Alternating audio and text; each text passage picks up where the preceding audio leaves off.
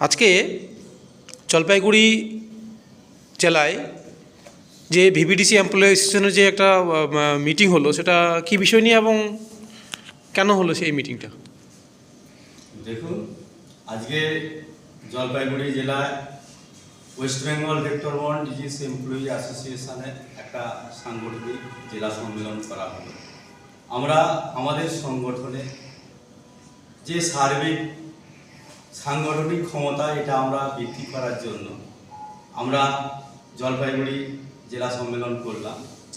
এখানে আগত অনেক ব্লক থেকে আমার কর্মী ভাইরা এসেছে, তাদের নিয়ে আমি আলোচনা করেছি।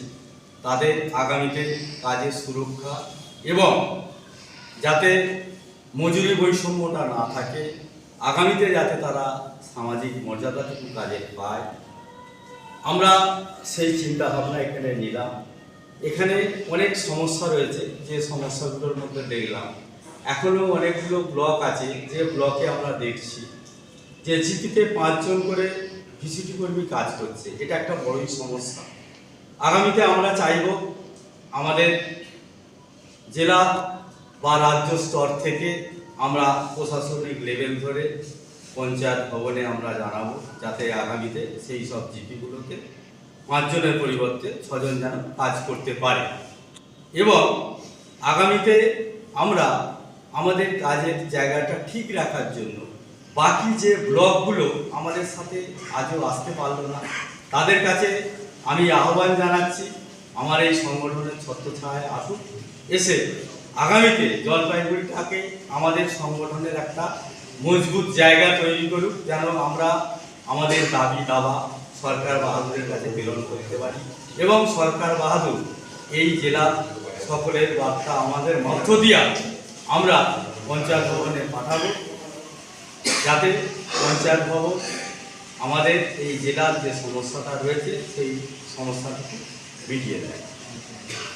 আর একটা বিষয় হচ্ছে কি, দেখুন আমরা এটা দেখলাম যেটা জলপাইগুড়ি জেলায় আই কার্ডের একটা সমস্যা রয়েছে। এখানে আমাদের ভিভিডিসি কর্মীদের কোনো আই কার্ডের ব্যবস্থা নেই। আমরা ওটা রাজ্য স্তর থেকে, পঞ্চায়েত ভবন থেকে এবং জেলা স্তরে কথা বলে কিভাবে আই কার্ডটা মেটানো যায়, আগামীতে যেন আমার প্রত্যেক কর্মী ভাই যাতে এই আই কার্ডটা পায়, সেই ব্যবস্থা আমরা রাজ্য সংগঠনের পক্ষ থেকে আমরা করব। যদি এই দুটো সমস্যার সমাধান না হয়, তাহলে আগামীতে আপনারা কি করবেন সাংগঠনিক মাধ্যমে? একটা জিনিস আমরা জানি, সংঘবদ্ধভাবে আমরা যদি আমাদের দাবি দাবা আমাদের সরকার বাহাদুরের কাছে প্রেরণ করতে পারি, আমার তো মনে হয় সরকার বাহাদুর এই বিষয়টা মেনে নেবে এবং আমাদের কথা ভাববে। যেহেতু আমাদেরকে ওনারা একটা জায়গা দিয়েছে, সেই জায়গা অনুযায়ী আমরা যাতে কাজের জায়গাটা ঠিক রেখে কাজটা ঠিকঠাকভাবে করতে পারি এবং আমাদের আই কার্ডের ব্যাপারটা এবং কাজের কর্মনিষ্ঠতাটা ঠিক রাখে, সেই ব্যবস্থাটা করে দেবে এই আশা রাখি। তখন সকলকে নিয়ে আমাদের একটা যাতে আমরা লড়াই দিয়ে ওনাদেরকে আমাদের দাবিটার কথা বলতে পারি, এই আশা রাখবো সকল এখানে।